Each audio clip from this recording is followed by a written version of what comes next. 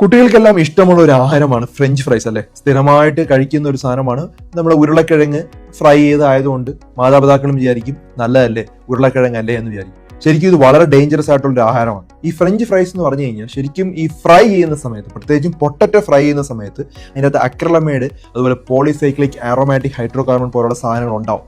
അതെന്താ പ്രോബ്ലം എന്ന് പറഞ്ഞു കഴിഞ്ഞാൽ അത് കാർസിനോജനിക്കാണ്. അത് ക്യാൻസർ ഉണ്ടാക്കാൻ സാധ്യതയുള്ള സാധനങ്ങളാണ്. രണ്ടാമതായിട്ട് ഇത് പൊരിക്കുന്നത് ധാരാളം എണ്ണയിൽ മുക്കി പൊരിച്ചിട്ടാണ്.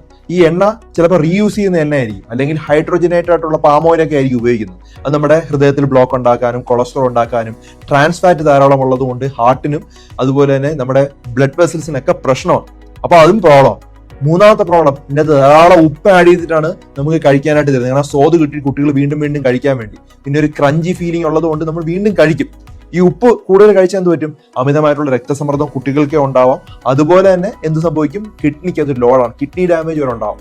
പിന്നെ ഹൈ കാലറിയാണ് ഇത് കഴിച്ചു കഴിഞ്ഞാൽ. അത് നമ്മുടെ കരണിന് ചുറ്റും പോയി അടിയുകയും പലതരത്തിലുള്ള പ്രോബ്ലംസ് ഉണ്ടാകും. വല്ലപ്പോഴും കുറച്ച് എമൗണ്ടിൽ കഴിച്ചാൽ കുഴപ്പമില്ല. പക്ഷെ ഇപ്പോഴത്തെ കൾച്ചർ അങ്ങ് മാറിക്കൊണ്ടേയിരിക്കുകയാണ്. എല്ലാ ദിവസവും ഫ്രഞ്ച് ഫ്രൈസ് അതുപോലെ കുട്ടികളുടെ ഇഷ്ടമുള്ള ഒരു ആഹാരമായി മാറിയിരിക്കുകയാണ്. കാരണം കമ്പനി എന്താണ് ടാർഗറ്റ് ചെയ്യുന്നത്? അതിൽ ഉപ്പൊക്കെ ആഡ് ചെയ്ത് കുറച്ച് പ്രിസർവേറ്റീവ്സ് ഒക്കെ ആഡ് ചെയ്ത് നമുക്ക് സ്വാദ് ഉണ്ടാക്കി അവർ വീണ്ടും വീണ്ടും വാങ്ങിക്കാൻ വേണ്ടിയാണ് അത്തരത്തിൽ ഉണ്ടാക്കിയെടുക്കുന്നത്. ഈ ഒരു ചതിക്കുഴിയിൽ നമ്മൾ വീഴാതിരിക്കുക.